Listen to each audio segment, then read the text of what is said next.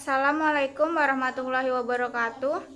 Izin memperkenalkan diri, nama Esti Sundari, NPM 2013053160, Program Studi Pendidikan Guru Sekolah Dasar, Angkatan 2020 Universitas Lampung. Di sini saya akan menjelaskan tentang unsur intrinsik dan ekstrinsik film Serdadu Kumbang. Unsur intrinsik film Serdadu Kumbang. Unsur intrinsik adalah unsur yang membangun dari dalam. A. Tema. Tema dibagi menjadi dua, yaitu tema minor dan tema mayor. 1. Tema mayor. Contohnya, sejarah dan pengetahuan itu penting. Bukti. Amek ditanya tentang apa kabar Indonesia hari ini. Ia menjawab, Indonesia bermain bola. Lalu, salah satu teman prianya bertanya tentang Laut Alas. Ternyata itu bukan laut, melainkan Selat Alas karena diapit oleh dua daratan atau gunung. Salah satu teman wanitanya juga bertanya, dari Rinjani atau Tambora, mana yang lebih tinggi? Ternyata dulunya lebih tinggi Tambora, tapi sekarang Rinjani. Hal ini dikarenakan dahulunya Gunung Tambora pernah meletus, sehingga menghilangkan separuh bagiannya, bahkan sampai mengubur kurang lebih 3 kerajaan.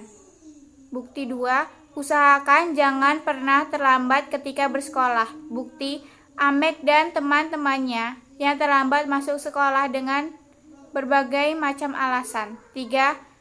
Pikirkan cita-cita mulai dari sekarang dan jangan pernah malu untuk menunjukkan cita-citamu.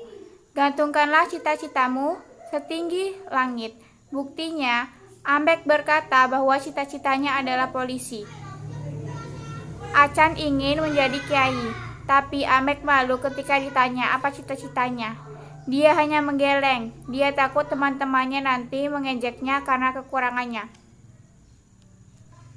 4. Sebagai seorang pelajar, bangunlah pagi-pagi. Bukti, Amek, Acan, Umek, dan kawan-kawan terlambat ke sekolah karena bangun kesiangan. 2. Tema mayor. Tema pengetahuan, cita-cita, dan disiplin itu penting untuk masa depan.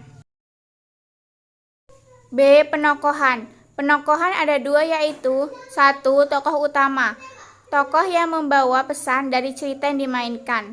Argumen. Menurut hemat saya, tokoh utama dalam film Serdadu Kumbang adalah Amek. Bukti, Amek yang muncul pertama kali dalam film dan menjadi pusat di dalam film ini, menyalahkan dirinya supaya semua temannya dapat mengikuti ulangan. Menukar anak kambingnya dengan sebuah handphone untuk menghubungi ayahnya yang berada di Malaysia. Mendapatkan operasi gratis untuk mengoperasi bibir sumbingnya. Setiap sore ia selalu berlatih menjadi penyiar berita yang profesional. Tokoh tambahan. Tokoh tambahan dibagi menjadi dua, yaitu tokoh tambahan sekunder, Umbek, Acan, dan Minun. Bukti, Umbek dan Acan adalah sahabat karib Amek. Minun selalu menghibur adiknya ketika bersedih dan selalu menyemangati adiknya. Tokoh tambahan komplement, Pak Alim, Pak Openg, Ketut, Zakaria. Bukti, tokoh ini muncul tapi tidak terlalu utama muncul dan tidak dekat dengan tokoh utama. Tokoh juga dibagi dua, yaitu tokoh nyata, tokoh yang benar-benar muncul dalam cerita. Contoh Amek, Umbek, Acan, dan lain-lain. Buktinya, tokoh-tokoh di atas ini ikut dalam film dan muncul secara nyata. 2. Tokoh maya. Tokoh maya adalah tokoh yang disebut-sebut saja. Contohnya, orang Malaysia dan guru Indonesia. Bukti, tokoh orang Malaysia dan guru Indonesia ikut film ini dan tidak muncul. Terbukti oleh ucapan Pak Zakaria. Dulu orang Malaysia datang ke Indonesia, kemudian dikirim guru dari Indonesia. Penokohan menurut tokohnya dibagi menjadi 3. 1. Tokoh protagonis, tokoh yang baik, contohnya Amek, Umbek, Acan, dan lainnya. Bukti, Amek berkorban untuk teman-teman agar bisa mengikuti ulangan. 2. Tokoh protagonis, tokoh yang sifatnya berlawanan dengan tokoh protagonis atau bersifat jahat. Contohnya Pak Alim. Bukti, Pak Alim selalu berbuat seenaknya terhadap muridnya dan tidak pernah memperhatikan murid-muridnya.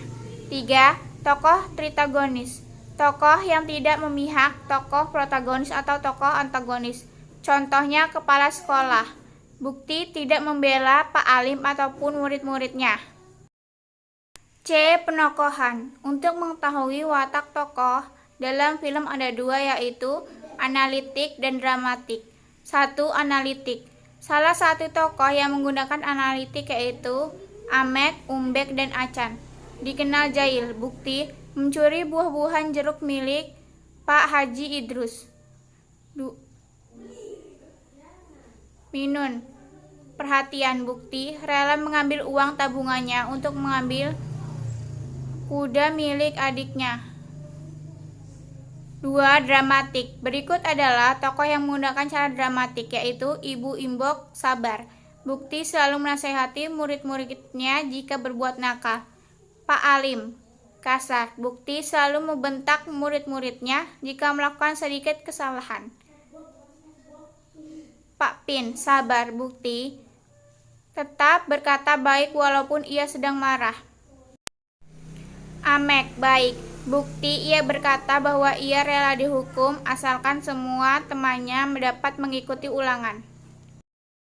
Watak juga dibedakan menjadi dua, yaitu secara dinamis dan statis. 1. Dinamis.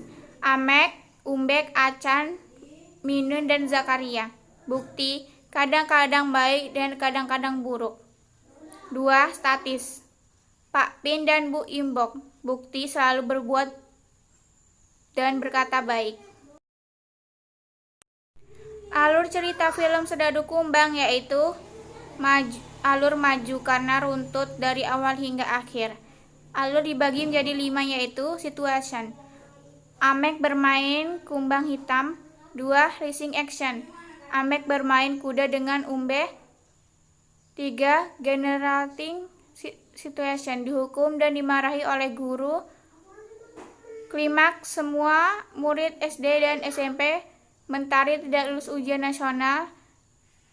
Denomen, semua murid SD dan SMP Mentari lulus ujian nasional.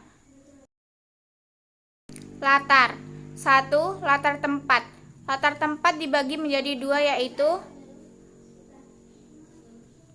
tempat dominan dan tidak dominan. Tempat dominan, rumah Amek, sekolah, dan bawah pohon, cita-cita. Tidak dominan, pantai, tempat Amek dan kawan-kawan memancing, dan masjid, Umbek dan kawan-kawan sholat dan berkumpul. 2. Latar waktu. Pagi hari, Amek masih tidur. Siang hari, Amek mengikuti tanding kuda. Sore hari, menunggu di rumah Bu Imba. Malam hari, Pak Ping, Amek dan kawan-kawan Bu Imbo berada di pohon cita-cita. Latar suasana. Duka. Minun meninggal. Senang, lulus ujian. Bingung, Bu Imbok tidak ada di rumahnya. Latar alat. Antena untuk mencari sinyal. Handphone untuk menghubungi ayah Amek di Malaysia. Kabel untuk menyambungkan antena dengan handphone. Es batu untuk jualan ibu Amek. Kuda, peliharaan kesayangan Amek. Botol yang diisi kertas dan digantung di pohon cita-cita. Pohon yang banyak botol bergantungan. Surat dari ayah Amek. Unsur intrinsik dalam film Sedadu Kumbang. Unsur intrinsik adalah unsur yang dari dalam, yang tidak terdapat dari dalam cerita. 1. Aspek ekonomi. Amek menukar seekor anak kambing dengan handphone. 2. Aspek sosial. Bu Imbok membantu orang-orang tua untuk membaca. 3. Aspek moral.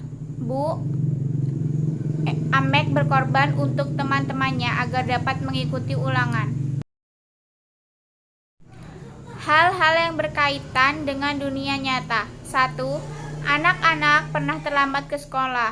2. Orang tua ada yang menjadi TKI di Malaysia. 3. Murid-murid pernah dihukum dan dimarahi. 4. Banyak orang tua yang buta huruf. Hal-hal yang patut diteladani. 1. Rela berkorban untuk teman atau sesama. 2. Memikirkan cita-cita mulai sekarang. 3. Berpikir tentang masa depan. 4. Tidak rendah diri. 5. Jangan pernah menyerah. 6. Belajar dengan giat. Kesimpulan yang dapat diambil dari film Sedaru Kumbang yaitu film ini layak ditonton oleh seorang pelajar karena mengandung unsur-unsur positif yang membangun cerita ini. Terima kasih. Mohon maaf apabila ada kesalahan. Kepada Allah saya mohon ampun. Wassalamualaikum warahmatullahi wabarakatuh.